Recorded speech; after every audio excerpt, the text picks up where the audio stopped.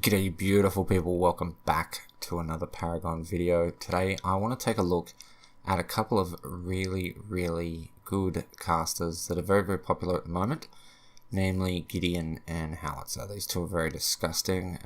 They synergize very well in team fights with the rest of the team, and they can pump out some disgusting amounts of damage. Okay, so we're not going to look at any specific amazing balls builds. We're just going to look at building towards their strengths once again. So if you go and find this video helpful in any way, shape or form, please smash that like button, leave me a comment, let me know what you think on the topic, and subscribe for more Paragon content. But that said, let's get straight into it.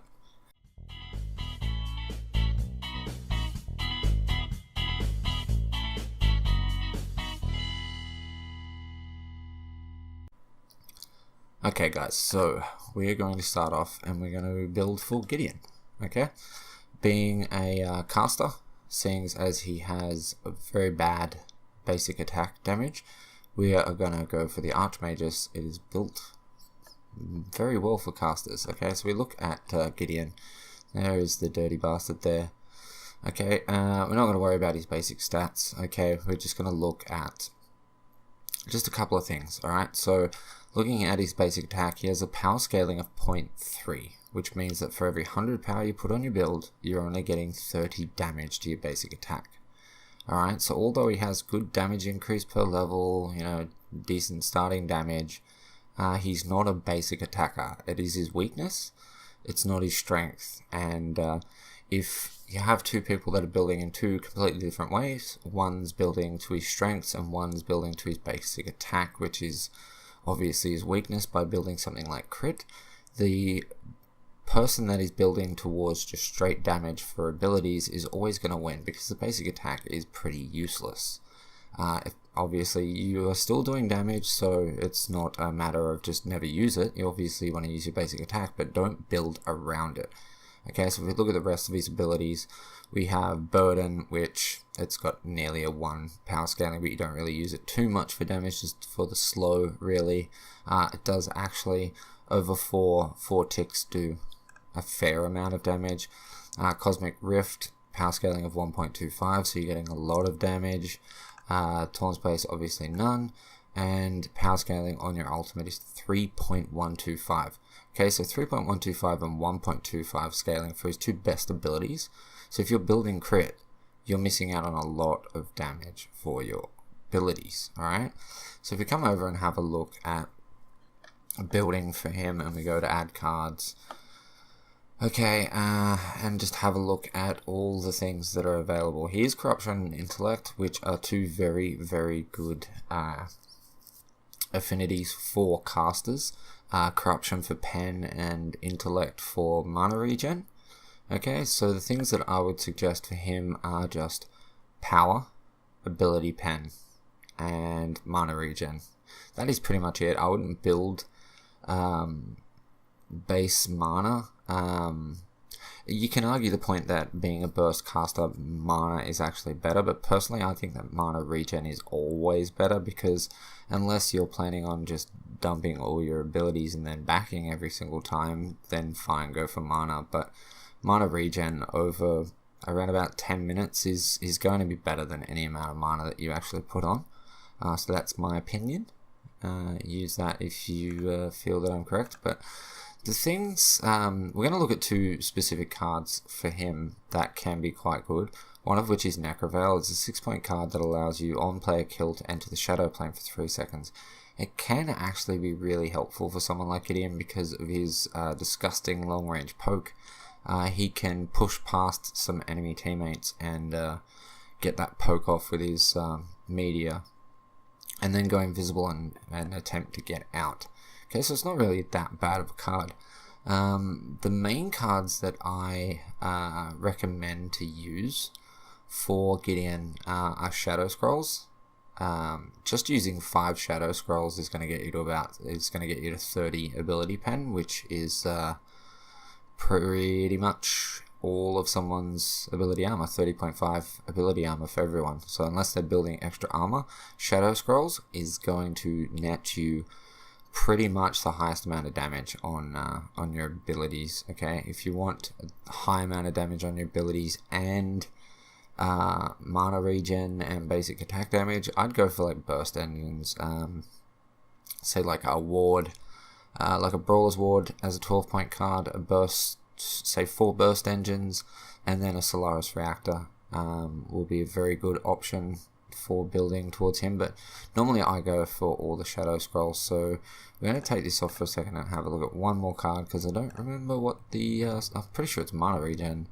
There it is, Tainted Magic. Tainted Magic is not as good as it used to be, but it is extremely good. Okay, it's great on someone like Rampage that is ulting. It cuts his health regen down, making him near useless. It is good on someone like Shinbi because it makes her her health regen pretty much useless. You know, it's good using on someone like Countess, because it will cut the the health that she's getting back. But yeah, there's a couple of cards that are sort of really good for him to use, and this is not one of them. I'm not even going to go into this because it seems to be a touchy subject, Hydroversa, but I never say don't use it, but it is really bad on burst casters. I don't care. That's my opinion. If you disagree, that is fine, but it's just my opinion that it's not suited for burst casters, because you're using your abilities that quickly that you end up getting to a point where you're doing less damage than any other build. So if you want a really, really simple way to build Gideon that is going to just net you a disgusting amount of damage, just go simple. Just go Shadow Scrolls, guys. Just go a 6-point Shadow Scroll, and yes, we're just gonna dump Shadow Scrolls on. 2 9-point Shadow Scrolls, another 2 12-point Shadow Scrolls, and a ward. Brawler's Ward, 12 points. Okay, come and look at this right now, and we go to test builds. So we put all this stuff on. This is how myself, as an alternate build anyway, I tend to run my burst engine build a lot more. This here is probably the highest amount of damage you're going to get on a build. You can make a Hydroversa build that for 1 or 2 abilities is actually going to do more damage, but if we take into a situation, take a situation like your 1v1, your long range poke with your meteor, okay, and then you use a slow and another meteor, okay, and then a team fight breaks out, and you teleport, and then you ult.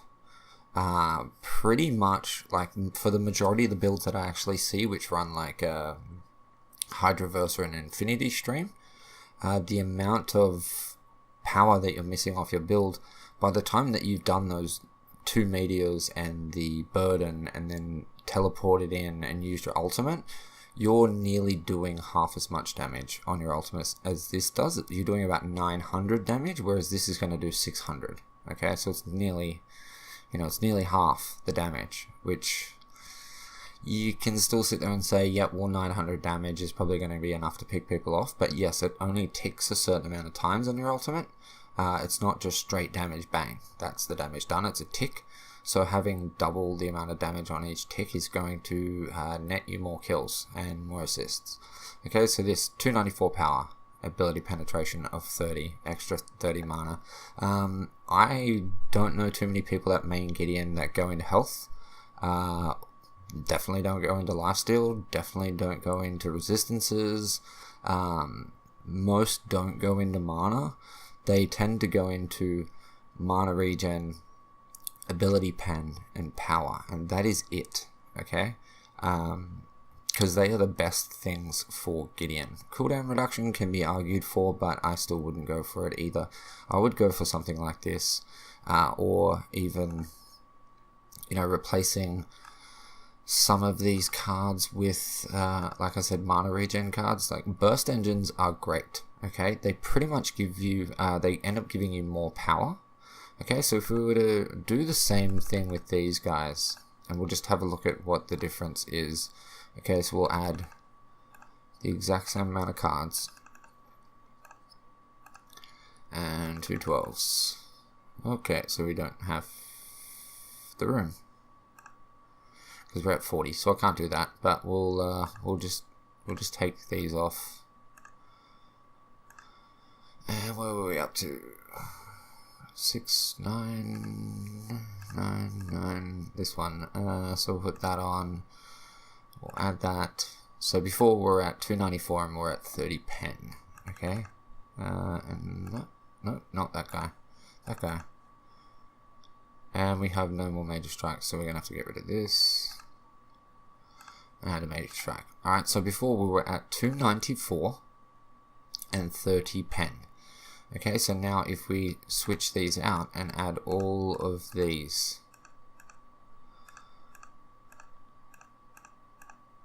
and we'll get there eventually. Okay, we're now at 354 power, and we're at 6.6 mana regen. Okay, so that's like ludicrous amounts of power. If I quickly do the math, so 354 power times 3.125 equals plus 700 equals, that's your ultimate. Okay, with the Shadow Scroll build, it's 1660, I think. But then you've got to add into the pen, so the pen's probably bringing you to similar numbers. So it can be argued that both builds do just as much damage, but the fact that you end up with 1.5 extra mana regen can be quite good, because then over the space of 10 seconds you're getting 15. You're getting 15 mana back. Over the space of 100 seconds you're getting 150 back. Okay, but what I do is I would replace this bad boy with a Solaris reactor with 3 basic sparks. Okay, now if we go and look at it again, we're not going to be getting as much damage, but as you see, it's still over 300. Now 300 is a really good mark to go for. So 294, 300, that's actually a really good mark to go for. So you could actually go for even more damage, but right at the moment we're running 8.1 mana regen. Okay, so what I would probably do then is just drop that damage even more. We've got 3 for mana regen there, so I'd probably go 2 and a 2, and then change this. Oh, what have I done? What have I done? And then change these to the 1 point upgrades. Now if we go and look at it again, and we add those two. Sorry if I'm going too fast. Now we end up at 318, and we have 8.4 mana regen. So we can even dump more. Like we can dump another 2 point upgrade off of this and go to 306. And then you can argue to get rid of that as well and just go to 300. So why don't we just do that and see what we're looking at. So with this, get rid of that power, go for a spark, done, get rid of 1 power and go for a minor spark, or basic spark. Okay, we'll test the build again. Don't underestimate this deck building tool. It is so good and so quick. Okay, so now we're at 9.3 mana regen. That means that every 10 seconds you're getting 93 mana back. Alright, every 10 seconds. That is quite good. You could even argue to go even more, but I'd probably leave it at this, because this 300 mark is just disgusting amounts of damage, and considering the fact that your basic attack scaling is so bad, you're actually getting 90 damage added to your basic attack, which I don't remember the numbers. I've closed the calculator, haven't I? I think he gets 1.6 per level times 14, and he does 54, I think. Okay, so then you'd be getting an extra 90 damage. You'd be doing 166 basics, and you would be doing disgusting damage on your abilities. If we take a quick look at his Cosmic Rift, which is 1.25, So we have 300 times 1.25 equals plus 280 damage, 655 off of your cosmic rifts. Very, very dirty, and very simple. Okay, so it's nothing really elaborate. It's a shame, like I've said before, it's a shame that they have this amazing card system with all these unique cards, but at the moment, until they sort of change it up and make things more viable, really simple builds like this are going to be way more effective. They're also a lot cheaper to build because you can just come along, and if we just get rid of that and we'll just say that we're going to run this build, you still have the ability to run a bunch of really cheap damage cards. Okay, just a couple of burst engines as 6-point cards, some extra 6-point cards, and because one of the reasons why I run a 12-point ward and a 6-point card is because then if I put another 6-point card on here, so we put another burst engine on, alright, where most people only have a couple of early game cards, because of the way I do my build, I have 4 early game cards. Okay, so you end up with a situation like this where you've got 4 fully upgraded cards, you build into your ward, then maybe build your Solaris reactor, and then, you know, at 45 CP you've got 210 power, 1260 mana, and you've got 9.3 mana regen. Okay, that's huge. And then from there, like I said, you're just dumping these 3 cards and you're replacing them with stronger ones. So when you go to get this 9-point burst engine, you just need 3 points to get a little bit stronger, and then you just need 6 points to get rid of another one and get a bit stronger, and then you need another 6 points to get a bit stronger and end up in this situation. Okay, so it's really simple, and I did say that I'm not going to be giving you great builds to sort of work with, but that's actually going to work really, really well. So if you wanted to do something like that, you definitely could. Yeah, we want to continue. Thank you. So we'll have one more quick look at Howitzer. So while that loads up, we'll just go back and we'll have a look at Howitzer's abilities. Now Howitzer is a bit different, okay? He is not so bursty, but his stuff costs a lot, okay? So look at his basic attack, 0.3 again, so we're not going to be building crit or anything like that. You look at his slow grenade, it's not really used for damage, but it does decent amounts of damage, 210, and then you have his R2000 missile, 1.25 power scaling. It's pretty much the same as Gideon's Meteor, okay? It does disgusting amounts of damage. Then you have the landmine, which never underestimate this. 225 power with 0.625 power scaling. It can be deadly. And then you have Make It Rain, okay? 3.125 and 700. So it's pretty much the exact same thing. We're in the exact same scenario as Gideon. So you could argue the fact that he's a burst caster as well. So in that instance, it's not really very good to build Hydroverse or any Infinity Streams or anything like that. You want to build damage and want to keep it simple. Okay, going for the Archmages again, go and have a look at cards. It's the exact same situation. You don't want crit, you don't want basic pen, you don't want attack speed, you want power, ability pen, mana regen. Okay, they'd be the only things that I would go for. And you can argue the fact that the attack speed on the Madstone Gem is an absolute waste in that situation, but I would probably still go for Madstone Gems because they're 5-point cards. You're getting them done really, really quick. But I would do the same thing with Howitzer. Currently at the moment I'm running a build like we just looked at with a Brawler's Ward, 4 burst engines and a Solaris reactor. And I'm also running a build that is just stupidly simple, which runs off of meltdowns, just meltdowns for days. Okay, so we have a 6, we have 2 12s, and we have 2 9s rather, and we have 2 12s.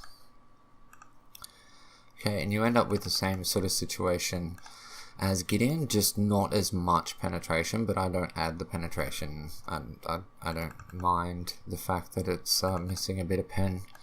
Gideon is a bit better off with those the cards that he has, but you end up in the exact, like I said, oops, I've done myself a mischief.